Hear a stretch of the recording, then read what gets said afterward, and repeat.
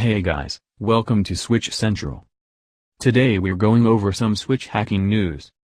First we will start with the new Tegra X1 exploit released and found by Failoverflow and Teamkin.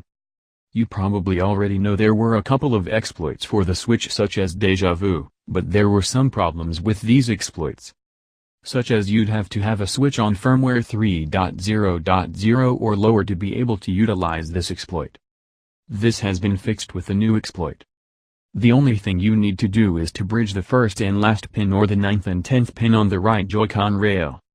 This will allow you to launch custom firmware or even Linux. I will leave a link in the description if you are interested. Now I'll be going over the new Homebrew and CFW news. I'll not be going over all new Homebrew or CFW news but only the things I think are interesting or fun to play around with. Feel free to leave any recommendations in the comments. The first thing I want to show you is a homebrew called FTPD. FTPD is a homebrew used to wirelessly transfer files between your PC and your Switch. The only thing you have to do is to download an FTPD client on your PC, and you are ready to go. I will leave a link for you down in the description to check it out. Next, I'll be going over a homebrew called Checkpoint. You may remember this homebrew from the 3DS. The purpose of this two-lore homebrew is fairly simple, it's used to manage save data on Switch. For example, you could back up your friend's save data from their console and restore it on your console, to play it on your own Switch. All credit for this tool goes to Bernardo Giordano. I'll leave a link in the description so you can download it for yourself. The homebrew I'll be going over now is called Homebrew App Store. The title of this homebrew explains what it does.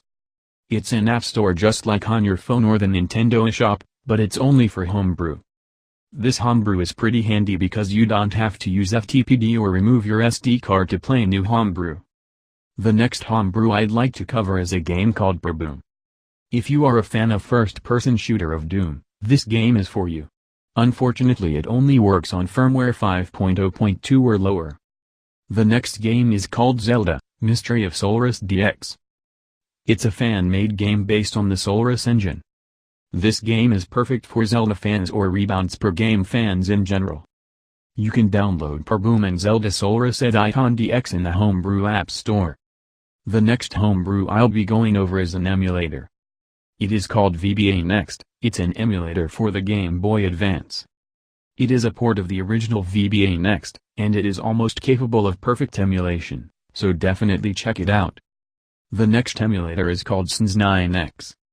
It's an emulator for the Super Nintendo Entertainment System.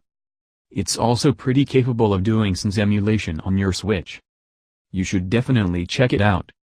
That's it for the homebrew today. Now I will be talking about some work-in-progress projects. The first project I wanna talk about is Meme Menu. The only information we got was this tweet from Ray. On the picture we are able to see a menu with the option to install a title. This could mean he made a homebrew we can use to install games from card dumps or digital game dumps. This looks very promising but it could also be a joke from Ray. The second project is a part of the Atmosphere CFW called LayeredFS. LayeredFS is used to mod games. Michael only shows gameplay of Mario Odyssey with some changed text. He says it will enable the option to play ROM hacks or to use other mods in different kind of games. The last project I will be covering is Laka. Laka is a Linux-based OS which uses RetroArch to emulate a whole list of emulators ranging from N64 to Sega Mega Drive. You can download it now with the link below but it could result in battery synchronization. The only way to fix this is to open your Switch and disconnect the battery. Thank you for watching my video. I hope you liked my video and will give it a thumbs up and subscribe. Don't forget to comment anything you'd like to see on my channel and I hope to see you again in my next video.